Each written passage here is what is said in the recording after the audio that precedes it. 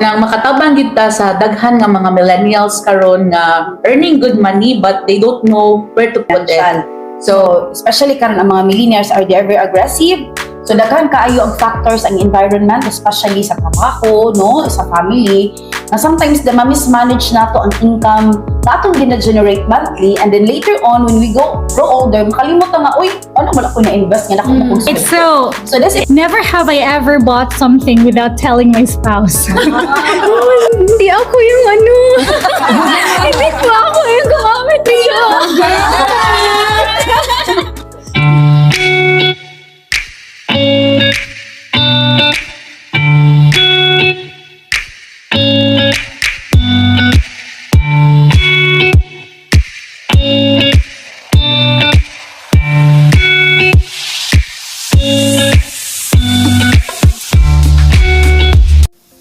Hello everyone!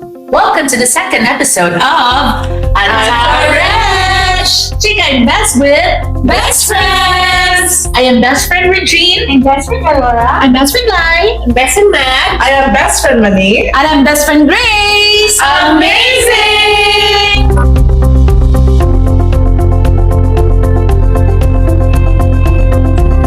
Alright, so for today's episode, we're going to tackle about investment. So, anong importante man ang investment? So, why do we need to invest? And what is the best investment in the market right now? So, before anything else, I would like to ask Ma'am Grace. Ma'am Grace, what is investment? So, investment is an asset or items that you acquired with the goal of generating income or achieving appreciation over time. So, that's why investment is very important, because this also will help you to plan your future. Yes. So this episode kanang makatabang gid ta sa daghan nga mga millennials karon nga earning good money but they don't know where to put it. So we hope that this episode will help the millennials out there. This episode also will help also to the millennials on how to manage their financial. So, especially karon ang mga millennials are very aggressive. So, daghan kaayo ang factors ang environment, especially sa trabaho, no, sa family, na sometimes the mismanage nato ang income na atong gina-generate monthly, and then later on, when we grow older, makalimutan na, uy, ano ba ko na-invest nga na sweldo. So, this episode also will guide you and enlighten you what is the purpose of investment. Because as year goes by, paspas mo ang panahon. And then, as all we know, tungkol sa kapaspas ang panahon, daghan ang innovations, daghan ang mga projects, daghan ang mga properties nga go for truth sa industry sa real estate karon. So, the main purpose of this episode also is to guide you and help you to manage financial. So the next question is, what is the importance of investment? So, Lai? Alright, so one of the important things why we invest is that we want to generate passive income. You know, investments can create a steady income stream with minimal ongoing effort. So what is passive income? Dami idea. Yeah, passive income is actually investment or real estate is more on self-liquidating asset. So meaning, when you see passive income, the property that you bought it will make money for you in the future. Exactly. Yes. So no more efforts because you already plan your future as early as now. Yes. Yes, and we can actually feel that passive income, especially when we retire in the future or even before retirement. Especially if, for example, you're done paying with your mortgage. Diba, imohang bayaran sa bangko, then magsige lang ka dawat og kwarta. So that's what we call passive income. And sometimes usually Filipino thinking is, when we say passive income or during my retirement, I have insurance and everything. But we never know that the time mapiguwang ta, daghan na mga sakit, right? Daghan na mga maintenance and everything. So if we really depend on existing benefits, as like full health, maybe that fund would not suffice your needs with regards to maintenance. So this property that you bought as early as now, this also will help you to generate income in the future. Na kanang sometimes matawag na ka, money works for you. So meaning, mag-create siya of income at the same time you're just sitting around in your house and waiting for the money to come inside your bank. So that's the best thing of this investment. Yeah, So passive that's income. why number one is to generate passive income. Now, what about you, best friend, Aurora? Yeah. Well, for me, investing or investment builds your wealth. Okay, so as you know, appreciation is very inevitable. So, di na to siya mapugnan. So, for me, ang investing man good, especially with real estate properties, is it will grow your wealth over time through appreciation and, of course, returns po. So that's it. Yeah. How about best friend Madge? For me, it can achieve financial goals. For example, makabayad sa tuition fee sa inyong mga anak. And then, also, it can also fund for your retirement. And most especially, other major na goals ninyo sa inyong life. Muna. Ikaw, best friend, ano yung financial goal? Happy lang.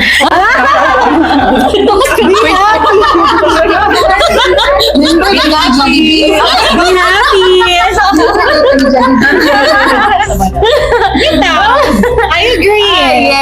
Okay, how would you spend? Well, for me, the importance of investment is it leaves a legacy. So when you establish a portfolio of assets, it can greatly benefit our future generations financially. So we can pass our assets from generation to generation. That's it. Yes. How about you, best friend Nani? Well, for me, one of the benefits of investing is, of course, it diversify our income. So, kabalo man tatanan no na this can spread the risk and also it provides multiple income sources. So, dili ta mag-rely on one income source ra. So, okay kaayo.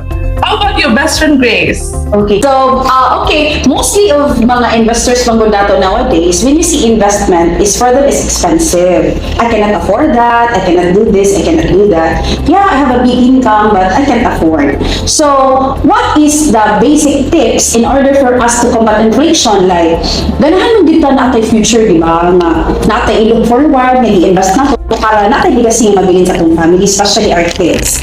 So, we have to live within our means. And of course, eliminate mga unnecessary expenses. Hindi siya priority. So sometimes we need to eliminate some of the wants and prioritize the needs.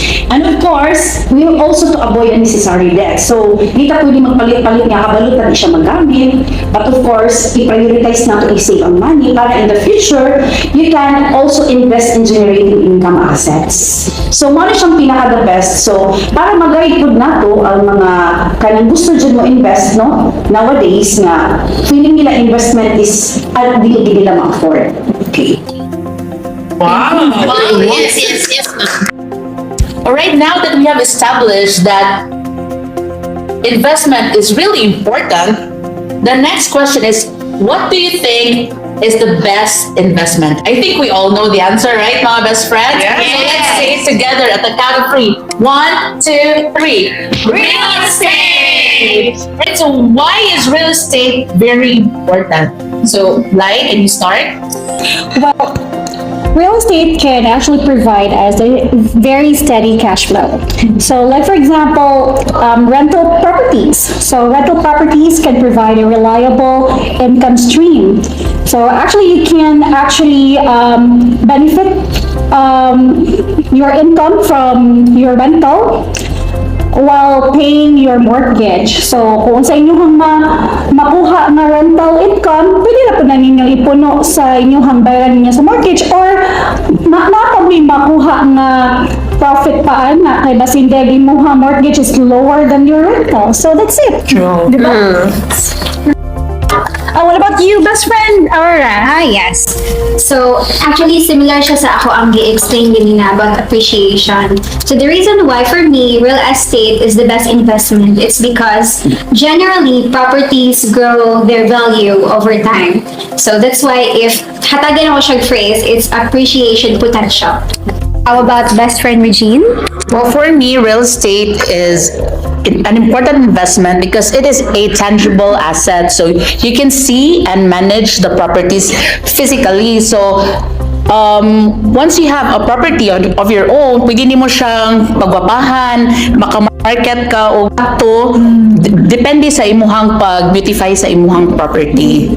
So that's it. How about your best friend, Madge? For me, tax benefits because it often offers tax deductions and tax incentives also. So, para ako kay baka benefit dyan ang mga taxpayers. Yeah, totally agree. How about your best friend, Mini? Okay, so for me, real estate is very appealing, mga best friends, because of course, it provides leverage or we can actually use borrowed money and we can potentially maximize the whole property. So for example, mga best friends, when we pay just a down payment and it's a very small portion of the whole price, we can actually earn more from the appreciation of that property and also from the rental income. So, Goods kayo ang real estate. How about your best friend, Grace? As I mentioned earlier, real estate is providing you a steady cash flow. And of course, it gives you also the appreciation value of the property. So if you are considering in investing in real estate, the number one is you gather information, comprehensive information to the licensed sellers just like Team Reg, okay, of Filipino Homes, so that they can give you an accurate information of what kind of property or investment you want to invest with. Thank you, Ma'am Grace. So, grabe no, ka-insightful karon nga episode. So, before we proceed, let's have an icebreaker.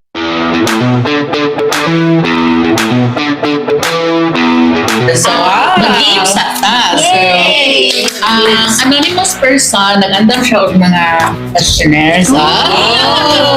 So, this kind of game is never have I ever. So, kani dapat honest. Honest.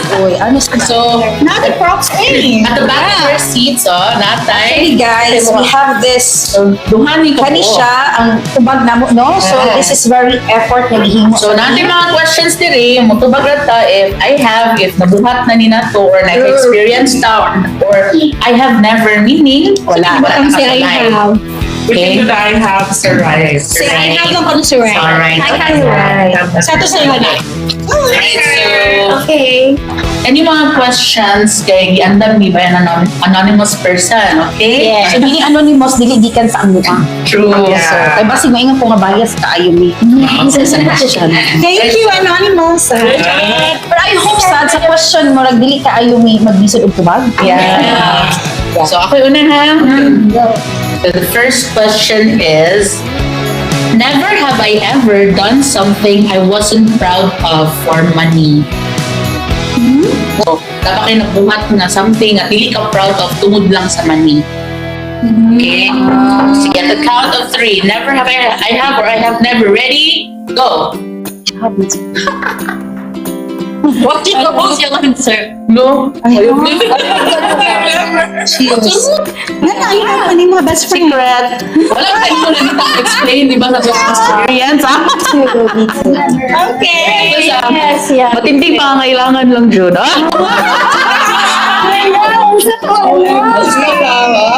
Not something na immoral, ha? Moral. You are sacrificing Yes. something out of that decision. True. Especially you're a breadwinner and you are providing something for the family. Correct. Correct. That's right. Yeah.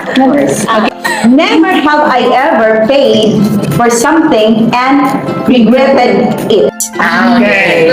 So, palit ka, tapos... Yeah, nagmahay ka. Yeah, I think this is the impulsive part of it. Yeah. So, ready? 1, 2, 3, go! I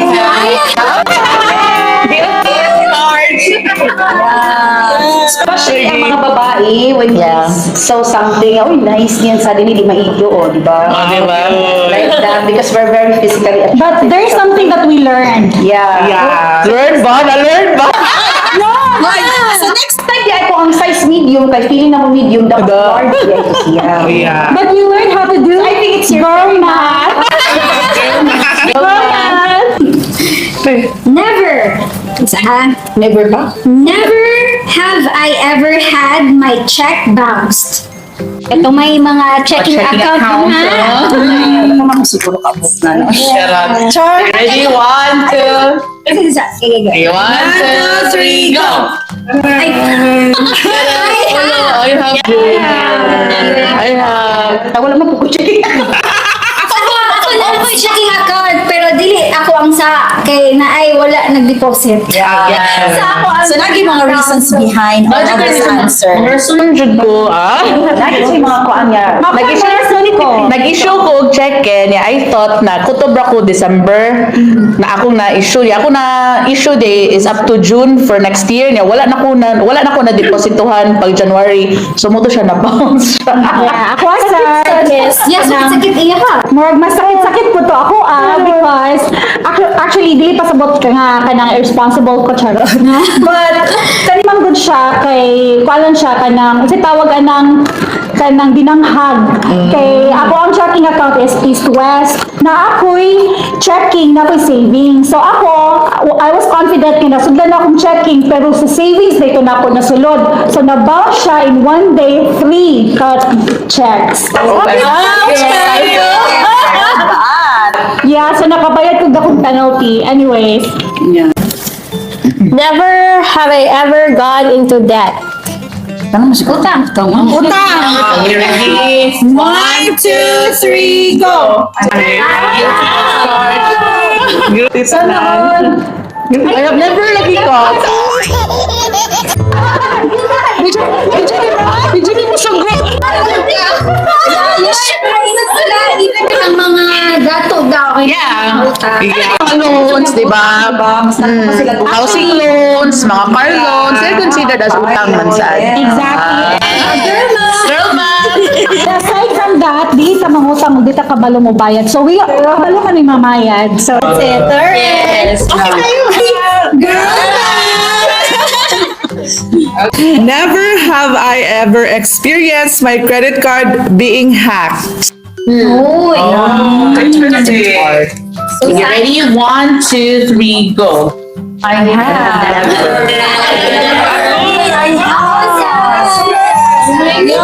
yeah, me. But we would love to hear kay para Actually, ma-actually, ano siya? In what way? Gigamit akong card, which is, di ba automatic ang card once gamitin di mo siya mo text man. Yeah. Ang ako is dollar ang conversion sa akong card na paggamit. So, mga to, nag-report ko ang dispute sa bank, which is gi-refund na sa nila ang balik. Perfect. Cancelled and replaced. Na ba kay na kanang na-fill outan ng mga links or I don't, kuan na? I'm not using card online yun. Kanang may, Asa ba sila kuha, no? Kanang plain ticket na na. Pero kanang buying online, anything, I never tried it siya. Ganun, may nahitabo sa ako kay ipagamit na ako ang akong credit card to someone nga kanang actually kuan man siya kanang trusted man siya kay he's been using it for many years naman and then murag na siya nagamitan nga link somewhere. So pag abot ato muna to nga daghan na kay mga Actually, pwede naman siya. pero ma-refund ra siya, best friend? Refund siya. Okay. ko ilahang ikat niya tagaan kanila new I need to report a dispute sa company nga. Mao ni siya, this is not my transaction and everything. So, na kay papel nga murag fill up din. I-email nimo sa ilahagan. Block din ang card, automatic, i-replace nila ang card. Ila na siya, nakatry ko one of my cards. pag check na ko ato sa ako ang card taga na nagunsa ko. Tangsa man ka. Hindi ako yung ano. Ano yung gagawin? Bid siya mga big amount, bid ang ilang kanang gigos, bid siya online ba? O dagko, dyan siya. Mutong dagkusad siya luha. Nagko sige.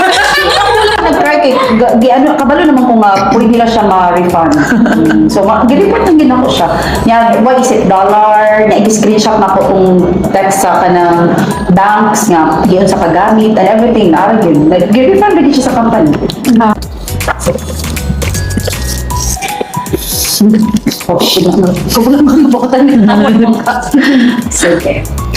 Okay. All right. So, never have I ever bought something without telling my spouse. Alright. Kasi mo itong mga menu diretso. Ready?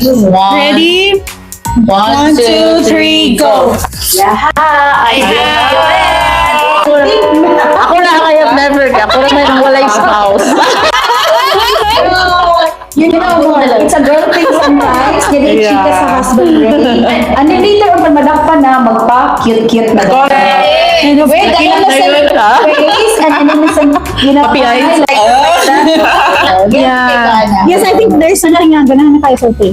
Hindi, kanang, kuhan, dili kong sulti mo, at to court, and they can receive mo, ko, thank you, my dear, sa gift. Sana all GG.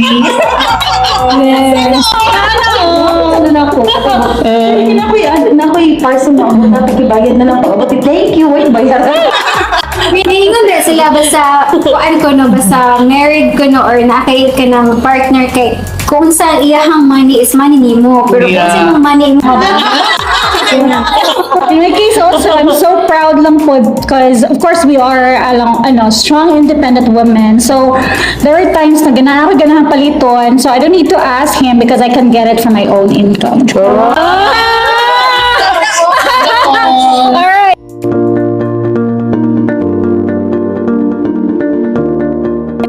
Yes. Okay, so karon kay na-discuss nato the importance of investment. Tackle na pud ta nga no real estate is the best investment. Now, our third question is unsay pinakanindot nga real estate investment karon? Unsa nga property ang nindot kaayo investan? So, itiganahan mo to bago na. Just friend na ni. Oh, definitely. Antara gyud ang pinaka nindot kaayo investan karon, especially here in Cebu. So, the very important fact or one of the best things about Antara is it is pet friendly. So, it is very known to us, best friends, right? Na daghan na kayong mga couples karon, they do not like to have children, but what they have now are fur babies, right? So Yes. because of that, so we have a lot in the market na ganahan sila na ang ilang fur babies, of course, makapuyo sa ilang investa na property. So that's why we really choose Antara, kay Antara gives importance to those families who value their fur babies. Correct. And to add on sa ang nakanindot is pet friendly siya, and then it's very conducive na pet friendly siya. It's because Antara Residences has a 70% open space. So dako jud siya space nga kadagan-daganan sa mga pets niya. Not only sa pets, pati sa mga residents, mga homeowners diri. And then on top of that, since 70% open space man siya, so meaning hamugaway kaayo ang area, very hayahay jud siya. It is well ventilated, and in addition, ang nakanindot sa Antara is if you believe in feng shui, tanan units, the position of the building is naka feng shui na jud siya tanan. So wala na ay angay huna-hunaon mo, especially to our Chinese investors. Yes. Diba? How about you, best friend Lai, do you want to add something about Antara? Well, aside sa open space, no, actually it is located strategically, so accessible siya both SRP and also highway. So for those na mga unit owners nga walay sakyanan, it is very accessible. Naara siya jeep sa unahan, and then malakaw ra siya, mga pila ka minutes, wala mo ko nakatry ang lakaw. 100 meters. Oh, so even one of my clients kanang mas ganahan siyang malakon ra niya ang Antara to kanang the highway, and for those nga nagdali naabot tay SRP. So what about Ako mo kuan ko, share ko. So ang kani siya nga nindot nice thing about Antara is one of my favorites, ang iyang amenities. So, the moment that I knew about the amenities of Antara, no, kanang grabe na amazed jud ko kay so far sa akong mga nabawaan nga condominiums here in Cebu, siya ang pinakadaghan for me. Kay, I don't know if ma-memorize na ko tanan. So, daghan kay siya. Amenities including swimming pool, natay kiddie pool, naatay organic garden, basketball court, playground, mini golf course, natay chapel, naatay jogging path, napatay, sa ba? Retail strip. Okay, retail strip of course, na naa na gid actually karon, function na siya. And a lot more. So, kana siya, sa katong mga ganahan mo, check sa site, you can always visit. How about ikaw, best friend Madge? Of course, the quality of itself, no, sa Antara kay ang iyahang, ano pangalan na? Materials? Materials na igamit, diba? Kay, for example, nalantay mga clients na dalhon diri, makala gusto na, kalakanay sa ilahang mga deliverables.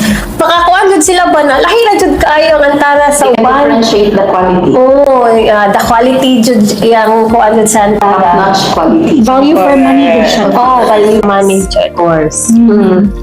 What about Yeah. So why is it Antara of Nexus Real Estate is very safe investment? Because we really own the property. So both building and land, and we have a very clean title. So we also have a good track record with regards to development. So we existed in the industry for 18 years and counting. So during those years, Nexus already exceeded the expectation of its client. So we started in building a house on lot, turned over and sold out. So right now, yeah, of course. So Antara really dedicated quality of materials that they are giving to its investors. So meaning wala giusikan ni Nexus ang mga materials nga iyahang gihatag sa mga investors. So every time na aming mga turnover of units, the number one impression of the client is wow. Yes. I love the place. So far, when we started to turn over all the units, especially Tower 1 and Tower 2, mao dyan na mo madunggan. Wow, and wala ko nagmahay sa kong invest. True. I really see the value of my money. And from the CR to the kitchen to the living room is really top-notch quality of turnover. So that's the main reason why Nexus is existed for 18 years, because of the quality of services and the projects that we giving to our investors. Yes. There's also something that I would like to add. Since, di ba, ako ang mentioned before at the very beginning, steady cash flow, generate passive income. What I love here in Antara is that they actually have rental management operations. Yes. So you don't need to worry if you plan to invest because you want the property to be rented. So Nexus can actually support such goal. So ano lang siya? But will you please explain about sa rental management? So usually manggod sa mag-invest, no, number one is the purpose of buying because of residential. Number two is investment. So usually, if natin mga clients like, especially mga OFW, the number one reasons nga nung ipalit sila og Antara, because gusto nila is for your investment. So because Nexus really value its client, we created this rental management option services by the company. So this is a department of Nexus Antara that we will be the one to maintain, manage, and rent it out sa mga units. So of course, you have the options also. You can let your licensed sellers to manage your unit. You can do Airbnb, or you can enroll to the rental management option services by the company. So RMO, if you decided to enroll your unit, is you need to fill up all the forms, necessary forms in the PMO office, and then we will be the one to maintain, manage, and rent it out. So meaning, kami mag-manage sa check and check out, all the appliances and furniture inside of the unit, we will be the one to monitor. And of course, ang inyong income, monthly, kami po ang mag-monitor. So meaning, during that time na i-enroll nimo, we have agreement kung unsa imong gusto sa pag-limit sa inyong income. So inaana siya kanay. Ang nakanindot po niya is hassle-free on your side. Because the sharing is 85% will goes to the unit owner and the 15% will goes to the RMO. So unsa may may coverage ng 15%. That would be the cleaning, okay, laundry of the area and maintaining your unit. So ang nakanindot pag-ana is Pag-check out sa imong client, dili ka ma-stress. Correct. because na natay standby people or standby na staff na mo check sa unit kung naibay na buak ng mga gamit, na wala ng mga gamit. Kaya before mo check out si client, ato man ang pabayan if na mga damages inside sa unit. So that's the good thing. Safe ka ay mo imuhang properties ang mua. Next is mo market. Yeah, also we're helping also to market sa kanang mga units. So right now actually here in Antara Tower 1, fully book atong rental. Long term, yes. So that's the good thing of Antara. So ang nakaninot po ni Antara, if you can check also on the market with regards to kanang quality, taas gid kayo inyong expectation ni Antara nga lahi ra gyud sa kanan. Correct. So, wow. Siya, kumbaga. Yes. Thank you. Okay, wow. I believe that concludes our episode for today. Yes. So, So if you have some inquiries about Antara, you can message Team Reg. Yes. So actually, Team Reg is one of our top seller here in Antara. They are focusing in selling our project through the years. Why? Because we believe that walay headache when Antara is ibaligya. So mga ni sila, you can contact them. Actually, we have the YouTube, right?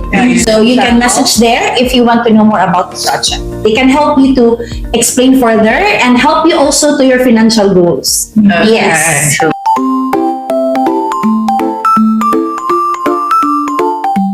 before we end, naami mga gamay lang ang mga pick-up lines.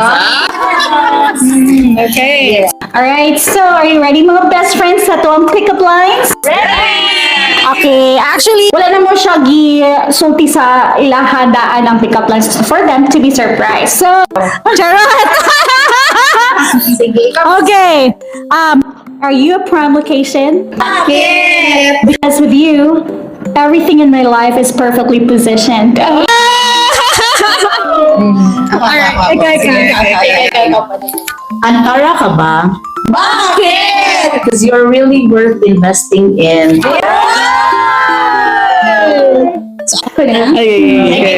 Bahay ka ba? Bakit? Kasi sa'yo lang at sa'yo lang ako uuwi. Necessary expense ka ba? Bakit? Because I can't live without you. Yes. Real estate agent ka ba? Bakit? Kasi you just listed yourself in my heart.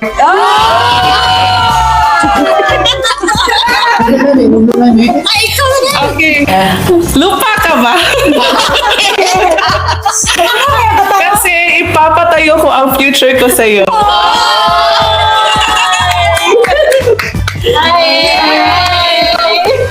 Thank you everyone and watch us on the next episode of Antara Chika Invest with Best Friends!